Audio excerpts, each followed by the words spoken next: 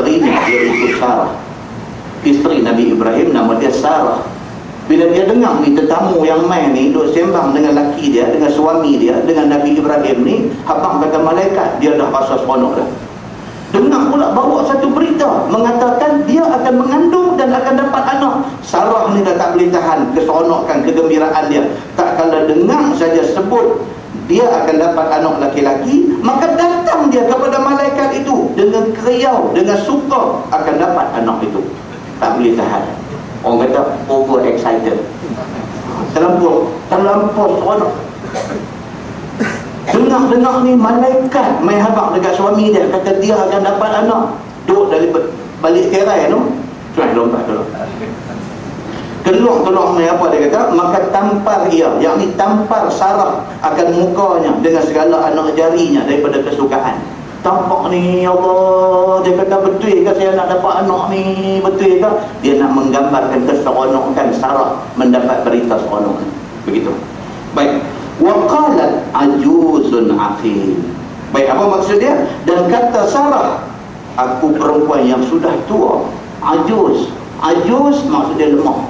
Aku orang tua. Dia kata, mungkinkah aku boleh beranak lagi? Ada riwayat kata dia sudah umur mendekati 100 tahun umur dia. Lah kalau abang kata umur 50 mengandung pun bukan kata puluh kuning masa buat penuhi puluh warna-warni. Umur 50 mengandung, terkejut ni dah ni. Kita kata biar betul. Dia kata sungguh. Apatah lagi Sarah isteri Nabi Ibrahim umur sudah menjangkau 100 tahun. 100 tahun. Tiba-tiba malaikat mengharap. Malaikat kata hang akan mengandung, hang akan beranak, hang akan dapat anak laki-laki, anak hang akan jadi orang alim. Lompat keluar main seronok dia. Teringat balik dia. Lepas pada seronok teringat balik. Dia kata waqalat ajuzun aqim. Maka berkata Sarah, dia kata apa? Aku perempuan yang sudah tua, sudah sampai masa tidak beranak. Dia kata tak mungkin dah, umur aku ni boleh beranak. Dia kata tak mungkin. Maka betapa dapat anak yang kamu persukakan ini? Dia kata, bolehkah aku dapat anak dengan umur aku macam ni? Dia tanya dekat malaikat ni. Dan dahulu pun tiada pernah beranak. Dia kata, tu dalam ayat tadi yang kata ajuz, aqim. Aqim ni maksud dia mandul. Itu maksud perkataan aqim. Jadi dia kata aku ni satu ajuz, sudah tua. Yang kedua aku ni aqim, dekat 100 tahun dah umur aku tak pernah beranak. Makna dia aku ni mandul. Mungkinkah orang yang macam aku ni nak dapat anak? Dia kata umurnya, yang umur Sarah pada ketika itu 99 tahun.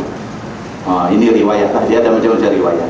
Dan umur Ibrahim 100 tahun, dia kata. Ataupun umur Sarah 90 tahun. Dan umur Ibrahim 120 tahun. Ada riwayat yang 2-3 macam. Yang pentingnya apa dia?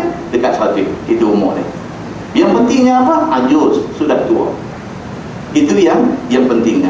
Qalu kadzalik, kata mereka itu, yakni kata malaikat itu sebagai nak menjawab kepada kata Sarah ni, seperti demikian itulah persuka anak itu. Depa kata, itulah ceritanya. Allah suruh kami main habaq macam tu, kami habaq macam tu. Malaikat jawab dekat dia senang aja. Depa kata cerita dia, Tuhan yang suruh kami main habaq, kata hang akan dapat anak laki-laki dan anak tu orang alim. Maka kami pun main habaq macam tu. Ini Allah yang suruh bagi kita. Malaikat kata macam tu. Qala Rabbuki innahu huwal hakimul alim. Maka telah menghukum oleh Tuhan engkau, wahai perempuan, pada azali lagi, maka janganlah engkau takjub daripada kerjaan Allah itu. Dia kata Allah dah tentukan hang akan beranak pada usia 100 tahun. Tak sadu terkejut. Ini kerja Tuhan.